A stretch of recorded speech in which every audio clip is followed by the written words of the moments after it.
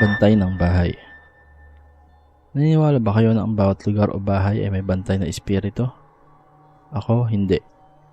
Not until ako mismo nakaranas na ma-welcome ng mga ito. 2019 nang nakitulog ako sa bahay ng kaibigan ko. Bali malit lang yung bahay nila at dalawa lang din yung kwarto na meron, divider na tabla. Wala ring pinto at kortina lang yung nagsisilbing takip nito. Magkatabi kami ng friend ko sa kwarto niya. Nung kinagabihan, mga alas 11, for some reason, napalingon ako sa labas ng kwarto niya. At dahil manipis lang yung kortina, kitang-kita mo kung ano yung nasa labas, which is yung sala na nila. Nagulat ako kasi meron nakatayong babae na mukhang middle age at nakaputi sa tapat mismo ng kwarto namin. Napabalik ako sa higaan at sinabihan yung kaibigan ko tungkol sa nakita ko. Sinabi niya na baka yung bantay ng bahay nila yon. Nahalata niya yatang natakot ako kaya sinabi niyang baka yung nanay lang niya yon na bumangon para umihi. Iba ang build ng katawan ng nanay niya sa nakita ko. At kapag naman may maglalakad ay maririnig ko naman dahil nga maliit lang yung bahay nila.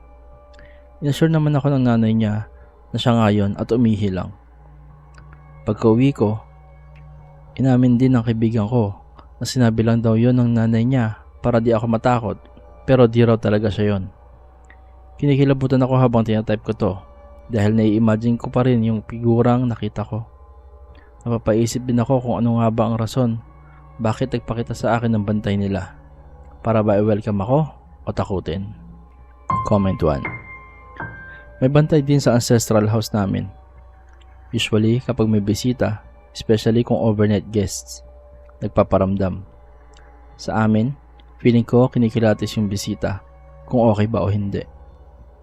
One example nung umuwi yung brother ko with some friends na taga Manila.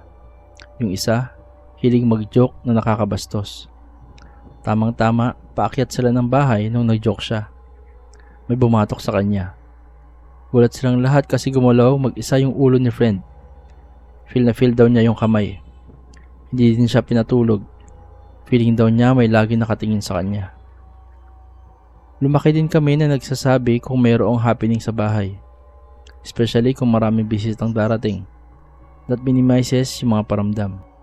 Comment 2. Naka-experience din ako nito nung bago-bago pa yung bahay namin.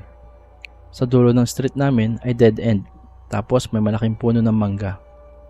1998 nagawa yung bahay namin. Tapos around 2000s, tuwing mag-out of town kami ng family, may iwan yung pinsan ko dahil may work siya na teacher. Sa hating gabi daw, may naririnig siya na tunog na parang may nagtitimpla ng kape.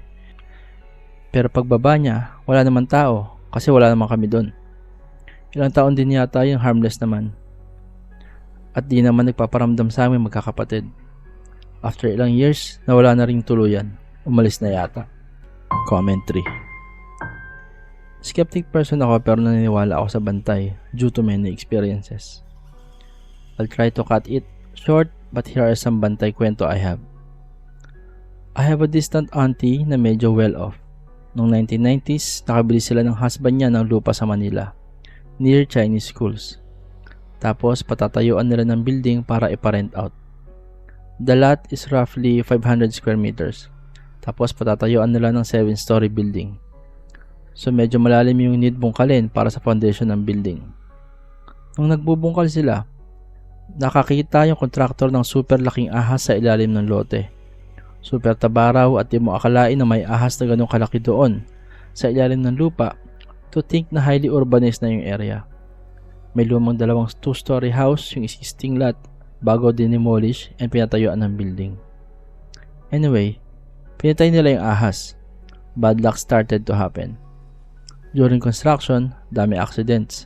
May namatay pa. Pero natapos pa rin naman nila yung pagpapatayo. Shortly after, namatay bigla yung husband. Tinubuan ng brain tumor na unoperable.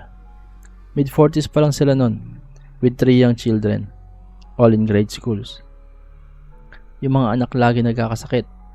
Tapos di alam ano dahilan. Fever lang ng fever. Until may nagsabi sa kanila na baka dahil doon sa ahas na pinatay. Baka raw bantay yun ng lote. My tita didn't believe pero she thought wala namang mawala kung maniniwala sila. She went to a feng shui expert And lo and behold, totoo nga na bantay yung ahas and galit na galit kasi pinatay nila. Gusto sila patayin lahat.